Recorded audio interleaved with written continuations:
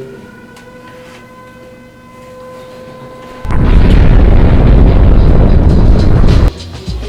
are listening to Clutch Sports Talk Radio on Hits 92.3, the real definition of internet radio. What up, people? You are live and direct on Clutch Sports Talk Radio on Hits 92.3, the real definition of internet radio. It's your boy, the host, Mr. Famous Feez. Hey, man, I got a nice special lineup of guests who'll be here today. Man, I got my man all the way from the Atlanta Falcons, AJC reporter, the Orlando Ledbetter. Holla at the people for me. Hey, thanks for having me on the show, famous one. All right, appreciate it. Man, I got my man G Poppy from G Poppy Sports, man. Holla at him. This your boy G Poppy Sports coming in. I just want to thank you for letting me be on the show, Fed. Hey, man, all day long. Man, so I got a nice lineup for you. Y'all know I do one different NFL division every week, and since I got my man D-Led in the house, we absolutely have to cover the NFC South. He might not like what I had to say about his birds today, but, you know, it's like that sometimes. They all know who I rock with. So, man, let me jump right on into the NFC South.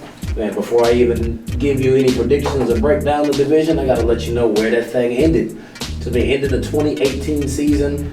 The New Orleans Saints finished 13-3, top of the division, lost to the Rams in the NFC Championship game on a ridiculous, I can't even call it controversial. I mean, that call was just like somebody got paid. I don't know what happened with that, but they didn't make it to the bowl. They finished up top, so they should be looking to perform again this season. Atlanta Falcons went 7-9.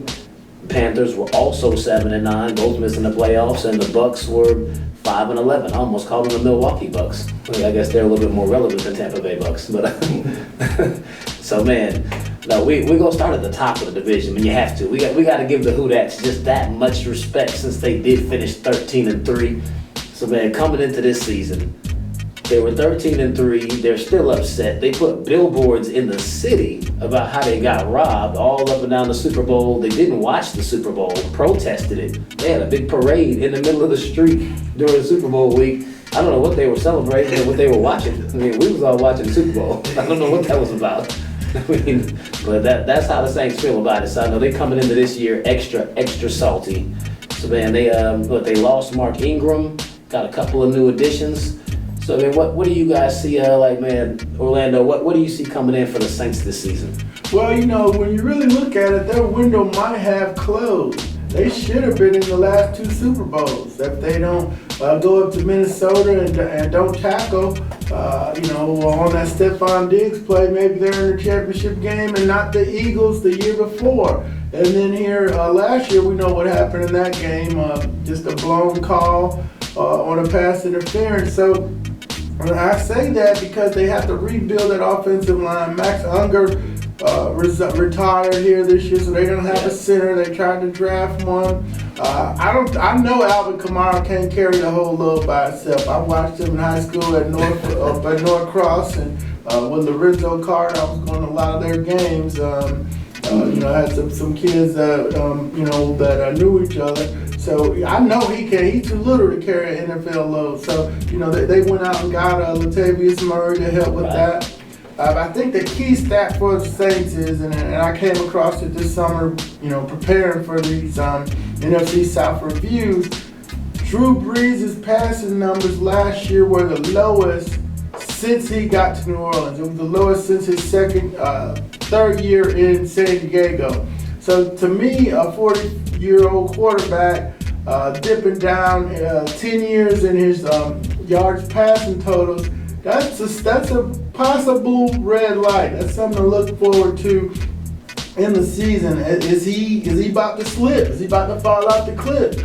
And there's no reason, some of the velocities on some of his deep balls were a little off later in the season last year. So, I mean, if you're a Falcons fan, you got some glimmers of hope there that Kamara can't carry the load, the offensive line can fall apart, Drew Brees could fall off the cliff. And, one thing you can't, think is that Cam Jordan is going to be fine on defensive side of the ball. Will Marcus Davenport develop into the pass rusher that they traded all those picks for? So we'll see, but yeah, you got to give the Saints the number one spot going into the season. But are they the 78 Steelers? No, they're not. So, everybody's got a little hope going into the season here. And, here we sit in late June. 78 Steelers is a lot, but Latavius Murray can be a viable backup to replace Mark Ingram. I mean, he was really, really good when he was in Oakland. He didn't do all that much in Minnesota, but they're not asking him to do that much. They just need him to pick up the load behind Alvin Kamara. I mean, as far as Breeze and his passing yards, I think that was a direct effect that they kind of changed the whole aim of the offense. He didn't have nearly as many attempts as he had like the previous 5 years, which is that's why he didn't pass for so many yards. For all of those years, he went 3 straight seasons over 5,000 yards. He usually led the league by 200-300 attempts per year, which is why he was throwing for so many yards, because they were always behind, and he was having to just throw and throw and throw. The defense was terrible, and the rush game wasn't really that effective. I think last year, with Alvin Kamara stepping up like that and Mark Ingram carrying that other piece of the load, they ran the ball a lot more, and they were more effective, and they were winning games. So it didn't really call for Drew Brees to be passing the ball so much. He may have lost a touch of the velocity, but I don't see Drew Brees making a regression like that. I think they kind of retooled the offense in a way that was more effective for them to sustain what they needed to do in the playoffs. I mean, that all those other seasons, that was getting them 7 and 9 finishes every year, and not making the playoffs. Drew can keep all the yards. What they're trying to do is actually get to the Super Bowl. So, I think it's actually a better look for them that he's not throwing so much. I mean, that's similar to what New England did this year. They stopped throwing the ball so much, started pounding, and then when they do throw, the passes were more effective. I mean, that's evident in Michael Thomas's yards and production this year. So, he killed it. Even though Drew wasn't nearly as high as what he normally is, he still had a wide receiver that was way up there in production. So, the biggest issue I see for the Saints moving forward is the schedule. So, everyone in the NFC South has got to play the NFC West and the AFC South. So, that's you got the Rams, the Seahawks, the Cardinals, and the 49ers, and then you turn around, you got to play Houston, Jacksonville, Indy, and Tennessee. And I give that easily 7 tough games. I'm not counting Arizona as a tough game until they actually show that they're a real team. They have a little bit of hope, but I wouldn't count them. I wouldn't pick them to beat anybody. As far as San Francisco, so long as Jimmy's healthy, that's a tough game. That's a completely different team, but he hasn't showed that he can play more than 7 games in a year either. Yeah, no question. And on the Saints retool, we forgot about Tyson Hill and the RPO stuff that they put on top of that offense too. So that's also a factor. But man, so where do you see the Saints this season? So I'm looking at, as I look all the way through their schedule, I had a hard time even giving them the record that I gave them. From 13-3, it sounds like I'm being a hater to give them that kind of regression, but I can't see more than 11-5. Yeah, that's 10-6. Yeah, that's about where I got the whole division. Is I don't see a 13-win team in there, certainly with this schedule. No.